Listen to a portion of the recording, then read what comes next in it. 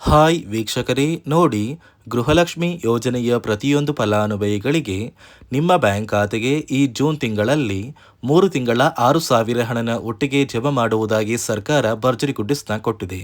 ಆದರೆ 3 ಲಕ್ಷಕ್ಕಿಂತ ಅಧಿಕ ಮಹಿಳೆಯರಿಗೆ ಈಗಾಗಲೇ ಗೃಹಲಕ್ಷ್ಮಿ ಹಣ ಬರೋದಿಲ್ಲ ಅಂತ ಕ್ಯಾನ್ಸಲ್ ಮಾಡಿದ್ದು, ನೀವು ಸರ್ಕಾರ ಜಾರಿಗೆ ತಂದಿರುವ ಹೊಸ ನಿಯಮಗಳನ್ನ ಪಾಲಿಸಬೇಕು ಮತ್ತು ಆದಷ್ಟು ಬೇಗ ಗೃಹಲಕ್ಷ್ಮಿಗೆ ಮರು ಅರ್ಜಿನ ಹಾಕಬೇಕು.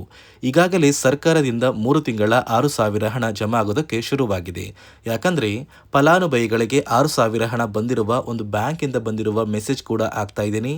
ಇದೇ ರೀತಿ ನಿಮ್ಮ ಬ್ಯಾಂಕ್ ಖಾತೆಗೆ ಸರ್ಕಾರದಿಂದ 6,000 ಹಣನ ನಾಳೆ ಬುಧವಾರ ಜೂನ್ 3ರಂದು ಕರ್ನಾಟಕದ ಒಟ್ಟು 25 ಜಿಲ್ಲೆಗಳಿಗೆ 2 ಹಂತಗಳಲ್ಲಿ ಬೆಳಗ್ಗೆ 10 ಗಂಟೆಗೆ ಈ 3 ತಿಂಗಳ 6,000 ಹಣನ ಜಮಾ ಮಾಡ್ತಾ ಇದೆ. ಅದೇ ರೀತಿ ರೇಷನ್ ಕಾರ್ಡ್ ದಾರರಿಗೂ ಕೂಡ 3 ಭರ್ಜರಿ ಗುಡ್ಡಿಸ್ನ ಕೊಟ್ಟಿದೆ ಮತ್ತು ಹೊಸ ರೇಷನ್ ಕಾರ್ಡ್ಗೆ ಸರ್ಕಾರ ಅರ್ಜಿ ಕೂಡ ಸ್ವೀಕಾರ ಮಾಡ್ತಾ ಇದೆ. ಹಾಗಾದ್ರೆ ಸರ್ಕಾರ ಕೊಟ್ಟಿರುವ ಮಾಹಿತಿ ಏನು ಅಂತ ತಿಳ್ಕೊಳ್ಳೋಣ. ಅದಕ್ಕಿಂತ ಮೊದಲು ನೋಡಿ ವೀಕ್ಷಕರೇ, ನೀವು ಇನ್ನೂ ಕೂಡ ನನ್ನ ಚಾನಲ್ನ ಸಬ್ಸ್ಕ್ರೈಬ್ ಆಗದೆ ಹಾಗೆ ವಿಡಿಯೋ ನೋಡ್ತಾ ಇದ್ರೆ ದಯವಿಟ್ಟು ಪ್ರತಿಯೊಬ್ಬರು ಚಾನಲ್ನ ಸಬ್ಸ್ಕ್ರೈಬ್ ಮಾಡಿಕೊಂಡು ಹಾಗೆ ವಿಡಿಯೋಗೆ ಒಂದು ಲೈಕ್ನ ಕೊಡಿ.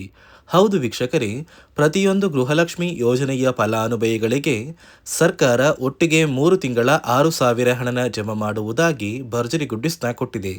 ನಿಮ್ಮ ಬ್ಯಾಂಕ್ ಖಾತೆಗೆ ಈ ಮೇ ತಿಂಗಳ 31ನೇ ಕಂತು, ಏಪ್ರಿಲ್ ತಿಂಗಳ 30ನೇ ಕಂತು ಹಾಗೂ ಮಾರ್ಚ್ ತಿಂಗಳ 29ನೇ ಕಂತು ಒಟ್ಟು 3 ತಿಂಗಳ 6,000 ಹಣನ ಪ್ರತಿ ಫಲಾನುಭವಿಗಳಿಗೆ ಸರ್ಕಾರ ಜಮಾ ಮಾಡುವುದಾಗಿ ಭರ್ಜರಿ ಗುಡ್ಡಿಸ್ನ ಕೊಟ್ಟಿದೆ. ನೀವು ಎಷ್ಟು ಬೇಗ ಗೃಹಲಕ್ಷ್ಮಿಗೆ ಮರು ಅರ್ಜಿನ ಹಾಕ್ತೀರಾ ಅಷ್ಟು ಬೇಗ ಈ 3 ತಿಂಗಳ ಹಣ ಬರುತ್ತೆ ಮತ್ತು ಸರ್ಕಾರ ಜಾರಿಗೆ ತಂದಿರುವ ಹೊಸ ನಿಯಮಗಳನ್ನ ಪಾಲಿಸಬೇಕಾಗುತ್ತೆ. ಹಾಗಾದರೆ ಸರ್ಕಾರದಿಂದ ಯಾರಿಗೆಲ್ಲ ಹಣ ಬರ್ತಾ ಇದೆ ಮತ್ತು ಯಾವ ಫಲಾನುಭವಿಗಳಿಗೆ ಕ್ಯಾನ್ಸಲ್ ಆಗಿದೆ ಅಂತ ತಿಳಿಸ್ಕೊಡ್ತಾ ಇದ್ದೀನಿ. ಅದಕ್ಕಿಂತ ಮೊದಲು ನೋಡಿ ವೀಕ್ಷಕರೇ, ನಾಳೆ ಬುಧವಾರ ಜೂನ್ 3ರಂದು ಕರ್ನಾಟಕದ 25 ಜಿಲ್ಲೆಗಳಿಗೆ 2 ಹಂತಗಳಲ್ಲಿ 3 ತಿಂಗಳ 6,000 ಹಣ ಬರ್ತಾ ಇದ್ದು, ಬೆಳಿಗ್ಗೆ 10 ಗಂಟೆಗೆ ನಿಮ್ಮ ಬ್ಯಾಂಕ್ ಖಾತೆಗೆ ಹಣ ಬರ್ತಾ ಇದೆ. ಮೊದಲ ಹಂತದಲ್ಲಿ ಯಾವ ಜಿಲ್ಲೆಗಳಿಗೆ ಹಣ ಬರ್ತಾ ಇದೆ ಅಂದ್ರೆ ನೋಡಿ ವೀಕ್ಷಕರೇ, ಬಾಗಲಕೋಟೆ, ಬೆಂಗಳೂರು ನಗರ, ಬೆಂಗಳೂರು ಗ್ರಾಮಾಂತರ, ಬೆಳಗಾವಿ, ಬಳ್ಳಾರಿ, ಬೀದರ್, ವಿಜಯನಗರ, ಚಾಮರಾಜನಗರ, ಚಿಕ್ಕಬಳ್ಳಾಪುರ, ಚಿಕ್ಕಮಗಳೂರು, ದಕ್ಷಿಣ ಕನ್ನಡ, ದಾವಣಗೆರೆ, ಧಾರವಾಡ ಮತ್ತು ಗದಗ.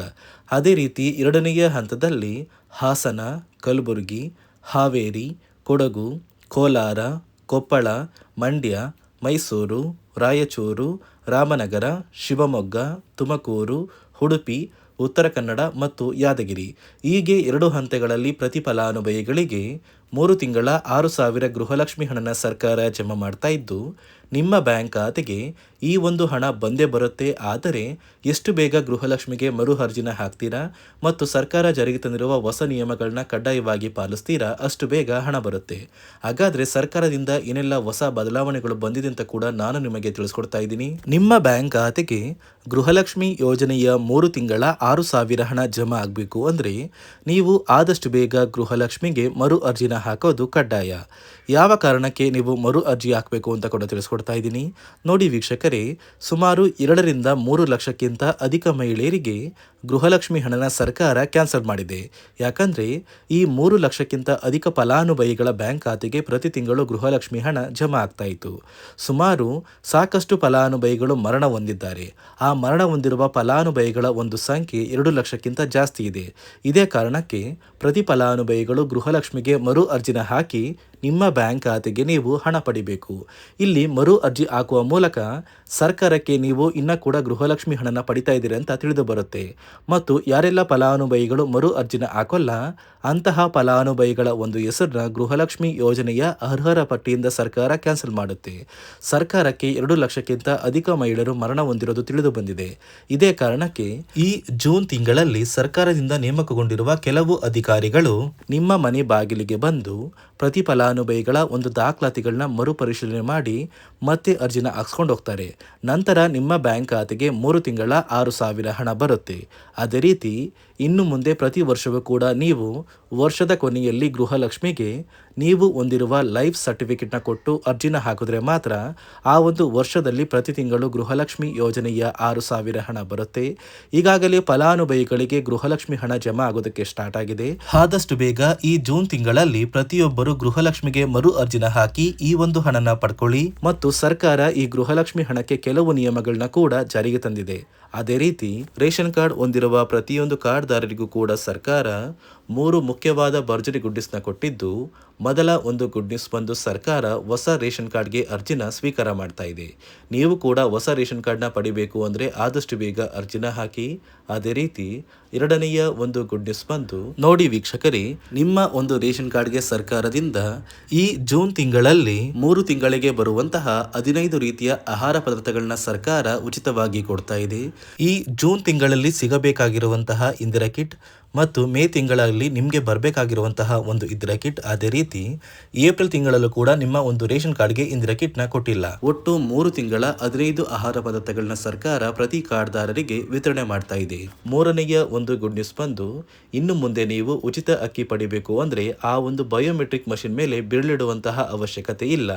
ಯಾಕಂದರೆ ಇದೀಗ ಸರ್ಕಾರ ನಿಮ್ಮ ಒಂದು ಬೆರಳು ಆ ಒಂದು ಮಷಿನಲ್ಲಿ ಎಂಟ್ರಿ ಆಗಿಲ್ಲ ಅಂದರೂ ಕೂಡ ಆ ಒಂದು ಅಧಿಕಾರಿಗಳು ಪುಸ್ತಕದಲ್ಲಿ ನಿಮ್ಮ ಒಂದು ಹೆಸರನ್ನ ಬರ್ಕೊಂಡು ನಿಮ್ಮ ಕಾರ್ಡಿಗೆ ಅಕ್ಕಿನ ಕೊಡಬೇಕು ಅಂತ ಸರ್ಕಾರ ಆದೇಶ ಕೊಟ್ಟಿದ್ದು, ಈ 3 ಗುಡ್ ನ್ಯೂಸ್ನ ಪ್ರತಿಯೊಂದು ಫಲಾನುಭವಿಗಳಿಗೆ ಸರ್ಕಾರ ಕೊಡ್ತಾ ಇದೆ. ಇದರ ಜೊತೆಗೆ ನಿಮ್ಮ ಬ್ಯಾಂಕ್ ಖಾತೆಗೆ ಗೃಹಲಕ್ಷ್ಮಿ ಯೋಜನೆಯ ಹಣ ಇನ್ನು ಮುಂದೆ ಬರಬೇಕು ಅಂದರೆ 5 ರೀತಿಯ ಹೊಸ ನಿಯಮಗಳನ್ನ ನೀವು ಪಾಲಿಸಬೇಕು ಅಂತ ಸರ್ಕಾರ ಆದೇಶ ಕೊಟ್ಟಿದೆ. ಅದೇ ರೀತಿ ನೋಡಿ ಸ್ನೇಹಿತರೆ, ಈ ಬಾರಿ ಸುಮಾರು 3 ಲಕ್ಷಕ್ಕಿಂತ ಅಧಿಕ ಫಲಾನುಭವಿಗಳ ಬ್ಯಾಂಕ್ ಖಾತೆಗೆ ಸರ್ಕಾರ ಗೃಹಲಕ್ಷ್ಮಿ ಯೋಜನೆಯ ಹಣನ ಜಮಾ ಮಾಡ್ತಾ ಇಲ್ಲ. ಕಾರಣ ಏನು ಅಂದರೆ, ನಿಮ್ಮ ಬ್ಯಾಂಕ್ ಖಾತೆಗೆ ಡೆಬಿಟ್ ಮೂಲಕ ಹಣ ಜಮಾ ಮಾಡುವಂತಹ ಸಂದರ್ಭದಲ್ಲಿ ಸರ್ಕಾರ ಸಾಕಷ್ಟು ಫಲಾನುಭವಿಗಳ ಒಂದು ಬ್ಯಾಂಕ್ ಖಾತೆಗೆ ಹಣ ಜಮಾ ಮಾಡೋದನ್ನು ಕ್ಯಾನ್ಸಲ್ ಮಾಡಿದೆ. ಯಾಕಂದರೆ ಇತ್ತೀಚೆಗೆ ಹಣಕಾಸು ಇಲಾಖೆ ಜಾರಿಗೆ ತಂದಿರುವ 5 ನಿಯಮಗಳ ಆಧಾರದ ಮೇಲೆ ಪ್ರತಿಯೊಂದು ಫಲಾನುಭವಿಗಳಿಗೆ ಸರ್ಕಾರ ಈ ಒಂದು ಹಣನ ಜಮಾ ಮಾಡ್ತಾ ಇದ್ದು, ಯಾರೆಲ್ಲ ಫಲಾನುಭವಿಗಳು ಈ ನಿಯಮಗಳನ್ನ ಪಾಲಿಸಿಲ್ಲ ನಿಮ್ಮ ಬ್ಯಾಂಕ್ ಖಾತೆಗೂ ಕೂಡ ಹಣ ಜಮಾ ಆಗೋದಿಲ್ಲ. ಹಾಗಾದರೆ ಬನ್ನಿ ಸ್ನೇಹಿತರೆ, ಸರ್ಕಾರ ಜಾರಿಗೆ ತಂದಿರುವ ಆ 5 ಹೊಸ ನಿಯಮಗಳು ಏನು ಅಂತ ನಾನು ನಿಮಗೆ ತಿಳಿಸ್ಕೊಡ್ತಾ ಇದ್ದೀನಿ. ನೋಡಿ ಸ್ನೇಹಿತರೆ, ಮೊದಲನೆಯ ಒಂದು ನಿಯಮ ಬಂದು, ಸಾಕಷ್ಟು ಫಲಾನುಭವಿಗಳು ಹೊಂದಿರುವಂತಹ ಒಂದು ರೇಷನ್ ಕಾರ್ಡ್ ಏನಿದೆ, ಆ ಒಂದು ರೇಷನ್ ಕಾರ್ಡ್ನ ಮನೆಯ ಸದಸ್ಯರ ಪ್ರತಿಯೊಬ್ಬರ ಒಂದು ಆಧಾರ್ ಕಾರ್ಡ್ನ ನಿಮ್ಮ ರೇಷನ್ ಕಾರ್ಡ್ಗೆ ಕಡ್ಡಾಯವಾಗಿ ಲಿಂಕ್ ಮಾಡಿಸ್ಬೇಕು. ಅಂದರೆ ಈ ಒಂದು ಲಿಂಕ್ ಮಾಡಿಸುವಂತಹ ಒಂದು ಪ್ರೊಸೀಜರ್ಗೆ ಸರ್ಕಾರ KYC ಅಂತ ಕರೀತಾರೆ. ನಿಮ್ಮ ರೇಷನ್ ಕಾರ್ಡ್ಗೆ ಇನ್ನೂ ಸಹ KYC ಆಗಿಲ್ಲ ಅಂದರೆ ನಿಮ್ಮ ಬ್ಯಾಂಕ್ ಖಾತೆಗೆ ಸರ್ಕಾರ ಮುಂದಿನ ದಿನಗಳಲ್ಲಿ ಗೃಹಲಕ್ಷ್ಮಿ ಯೋಜನೆಯ ಹಣನ ಕ್ಯಾನ್ಸಲ್ ಮಾಡುತ್ತೆ. ಅದೇ ರೀತಿ ಎರಡನೆಯ ಒಂದು ನಿಯಮ ಬಂದು, ಸಾಕಷ್ಟು ಫಲಾನುಭವಿಗಳು ಕಳೆದ 3 ತಿಂಗಳಿಂದ ಸರ್ಕಾರದಿಂದ ಬರ್ತಾ ಇರುವಂತಹ ಒಂದು ರೇಷನ್ ಏನಿದೆ, ಅಂದರೆ ಉಚಿತ ಅಕ್ಕಿ ಏನಿದೆ, ಈ ಒಂದು ರೇಷನ್ನ ಪಡ್ಕೋತಾ ಇಲ್ಲ. ಒಂದು ವೇಳೆ ಕಳೆದ 3 ತಿಂಗಳಿಂದ ನೀವು ರೇಷನ್ನ ಪಡ್ಕೊಂಡಿಲ್ಲ ಅಂದರೆ ಸರ್ಕಾರ ನಿಮ್ಮ ಬಳಿ ಇರುವಂತಹ ಒಂದು ರೇಷನ್ ಕಾರ್ಡ್ನ ಕ್ಯಾನ್ಸಲ್ ಮಾಡುತ್ತೆ. ನಿಮ್ಮ ರೇಷನ್ ಕಾರ್ಡ್ನ ಸರ್ಕಾರ ಕ್ಯಾನ್ಸಲ್ ಮಾಡಿದರೆ ನಿಮ್ಮ ಬ್ಯಾಂಕ್ ಖಾತೆಗೆ ಗೃಹಲಕ್ಷ್ಮಿ ಯೋಜನೆಯ ಹಣ ಇರ್ಬೋದು ಮತ್ತು ಸರ್ಕಾರದಿಂದ ಬರುವಂತಹ ಒಂದು ಸೌಲಭ್ಯಗಳನ್ನ ನೀವು ಕಳ್ಕೋಬೇಕಾಗುತ್ತೆ. ಅದೇ ರೀತಿ ಮೂರನೆಯ ಒಂದು ನಿಯಮ ಬಂದು, ನೋಡಿ ಸ್ನೇಹಿತರೆ, ನಿಮ್ಮ ಬಳಿ ಇರುವಂತಹ ಒಂದು ಆಧಾರ್ ಕಾರ್ಡ್ ಏನಿದೆ, ಆ ಒಂದು ಆಧಾರ್ ಕಾರ್ಡ್ನ ಕಳೆದ 15 ವರ್ಷಗಳಲ್ಲಿ ನೀವು ಯಾವುದೇ ರೀತಿಯ ಒಂದು ತಿದ್ದುಪಡಿನ ಮಾಡಿಸಿಲ್ಲ ಅಂದರೆ ನಿಮ್ಮ ಬ್ಯಾಂಕ್ ಖಾತೆಗೆ ಸರ್ಕಾರ ಗೃಹಲಕ್ಷ್ಮಿ ಯೋಜನೆಯ ಹಣನ ಕ್ಯಾನ್ಸಲ್ ಮಾಡುತ್ತೆ.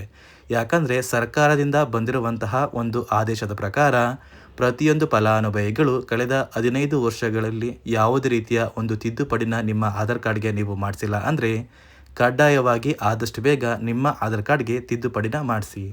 ಅದೇ ರೀತಿ ನಾಲ್ಕನೆಯ ಒಂದು ನಿಯಮ ಬಂದು, ನಿಮ್ಮ ಕುಟುಂಬದ ಒಂದು ವಾರ್ಷಿಕ ಆದಾಯ 7 ಲಕ್ಷಕ್ಕಿಂತ ಕಡಿಮೆ ಇರಬೇಕು. ಒಂದು ವೇಳೆ ನಿಮ್ಮ ಕುಟುಂಬದ ವಾರ್ಷಿಕ ಆದಾಯ 7 ಲಕ್ಷಕ್ಕಿಂತ ಜಾಸ್ತಿ ಇದ್ದರೆ ನಿಮ್ಮ ಬ್ಯಾಂಕ್ ಖಾತೆಗೆ ಸರ್ಕಾರ ಗೃಹಲಕ್ಷ್ಮಿ ಯೋಜನೆಯ ಹಣನ ಕ್ಯಾನ್ಸಲ್ ಮಾಡುತ್ತೆ. ಅದೇ ರೀತಿ ಐದನೆಯ ಒಂದು ನಿಯಮ ಬಂದು, ನಿಮ್ಮ ಕುಟುಂಬದ ಸದಸ್ಯರು ಅಥವಾ ಗೃಹಲಕ್ಷ್ಮಿ ಯೋಜನೆಯ ಫಲಾನುಭವಿಗಳು ಯಾರು ಕೂಡ ಸರ್ಕಾರಿ ನೌಕರರಾಗಿ ಕಾರ್ಯನಿರ್ವಹಿಸ್ತಾ ಇರಬಾರ್ದು. ಒಂದು ವೇಳೆ ನಿಮ್ಮ ಕುಟುಂಬದಲ್ಲಿ ಯಾರೇ ಆಗಿದ್ರೂ ಸರ್ಕಾರಿ ನೌಕರರಾಗಿ ಕಾರ್ಯನಿರ್ವಹಿಸ್ತಾ ಇದ್ದರೆ ನಿಮ್ಮ ಬ್ಯಾಂಕ್ ಖಾತೆಗೆ ಗೃಹಲಕ್ಷ್ಮಿ ಯೋಜನೆಯ ಹಣ ಕ್ಯಾನ್ಸಲ್ ಆಗುತ್ತೆ. ಈ 5 ನಿಯಮಗಳ ಆಧಾರದ ಮೇಲೆ ಪ್ರತಿಯೊಂದು ಫಲಾನುಭವಿಗಳಿಗೆ ಸರ್ಕಾರ ಹಣ ಜಮಾ ಮಾಡ್ತಾ ಇದೆ. ಒಂದು ವೇಳೆ ನೀವು ಈ 5 ನಿಯಮಗಳನ್ನ ಪಾಲಿಸಿಲ್ಲ ಅಂದ್ರೆ ನೀವು ಕೂಡ ಗೃಹಲಕ್ಷ್ಮಿ ಯೋಜನೆಯ ಹಣದಿಂದ ವಂಚಿತರಾಗಬೇಕಾಗುತ್ತೆ. ನೋಡಿ ವೀಕ್ಷಕರೇ, ಸರ್ಕಾರದಿಂದ ಪ್ರತಿಯೊಂದು ಗೃಹಲಕ್ಷ್ಮಿ ಫಲಾನುಭವಿಗಳಿಗೆ 3 ತಿಂಗಳ 6,000 ಹಣನ ನಾಳೆ ಬುಧವಾರ ಜೂನ್ 3ರಂದು ಕರ್ನಾಟಕದ ಪ್ರತಿ ಫಲಾನುಭವಿಗಳಿಗೆ ಜಮಾ ಮಾಡ್ತಾ ಇದ್ದು, ಆದಷ್ಟು ಬೇಗ ಗೃಹಲಕ್ಷ್ಮಿ ಹಣ ನಿಮ್ಮ ಬ್ಯಾಂಕ್ ಖಾತೆಗೆ ಬರುತ್ತೆ. ಮತ್ತು ರೇಷನ್ ಕಾರ್ಡ್ ದಾರರಿಗೂ ಕೂಡ ಸರ್ಕಾರ ಭರ್ಜರಿ ಗುಡ್ಡಿಸ್ನ ಕೊಟ್ಟಿದ್ದು, ಪ್ರತಿ ಫಲಾನುಭವಿಗಳಿಗೆ ಎಲ್ಲ ರೀತಿಯ ಸೌಲಭ್ಯಗಳು ಸಿಗುತ್ತೆ ಅಂತ ಹೇಳ್ತಾ, ಇದಿಷ್ಟು ಸರ್ಕಾರದಿಂದ ಬಂದಿರುವ ಹೊಸ ಮಾಹಿತಿಯಾಗಿದೆ. ನಾನು ಕೊಟ್ಟಿರುವ ಮಾಹಿತಿ ನಿಮಗೆ ಇಷ್ಟ ಆಗಿದ್ದಲ್ಲಿ ದಯವಿಟ್ಟು ಪ್ರತಿಯೊಬ್ಬರು ನನ್ನ ಚಾನಲ್ನ ಸಬ್ಸ್ಕ್ರೈಬ್ ಮಾಡ್ಕೊಳ್ಳಿ, ಹಾಗೆ ವಿಡಿಯೋಗೆ ಒಂದು ಲೈಕ್ನ ಕೊಡಿ.